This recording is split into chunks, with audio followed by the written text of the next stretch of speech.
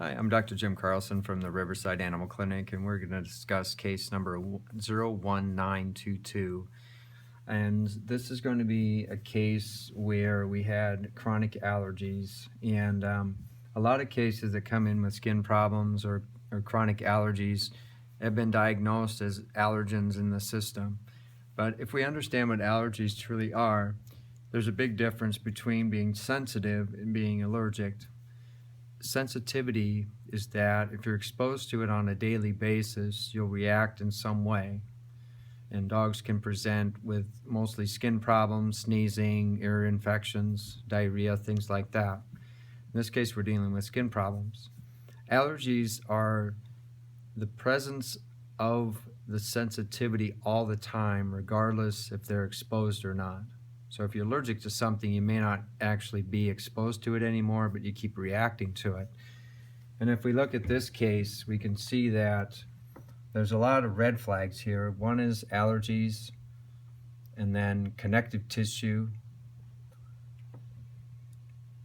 TW1B is the endocrine system as a whole, and that's going to be the hormones, especially that govern the sensory, adrenal, thyroid, insulin, kidneys, the lymphatics that govern the teeth and jaw, and then we have another endocrine here, it's the adrenal, then we have lungs, and then fatty tissues. So this right here corresponds to different acupuncture points, right? Right, to different acupoints in the body, different meridians that are weakened, and so if sort of like you got 30 highways, and those 30 highways are open in an ideal situation and everything's running smoothly, but if you have weakness or stress, you're going to have the traffic slowing down, and inflammation can occur when any time circulation slows down. Now, 90% of the body's fluid is in the blood, 10% in the lymphatic system. And that lymphatic fluid is where all the body waste goes, and cellular waste and exposure to bacteria, etc.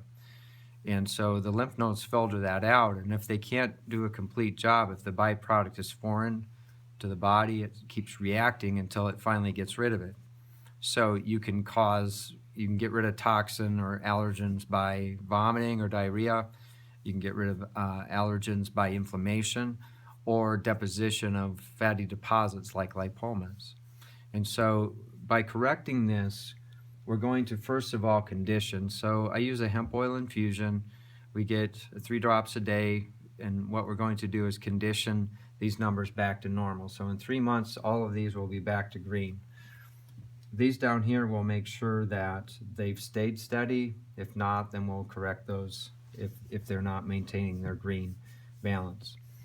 Number 2 is that we correct the symptoms, but we work on the pattern of inflammation. So a Chinese herbal, for example, such as external wind or wind toxin, can help with the chapped skin or itchy skin, and that works with the body to resolve the pattern. And then 3 is that if they're uncomfortable, we always can integrate traditional therapy, so an anti-inflammatory antibiotic, shampoo, because you want to keep the pet comfortable while they're going through the conditioning window. So for 3 months they're conditioning, but at the same time we want to keep them comfortable during that process. Are there going to be like peaks and valleys, or how does that process go? Is it smooth? Is it long term?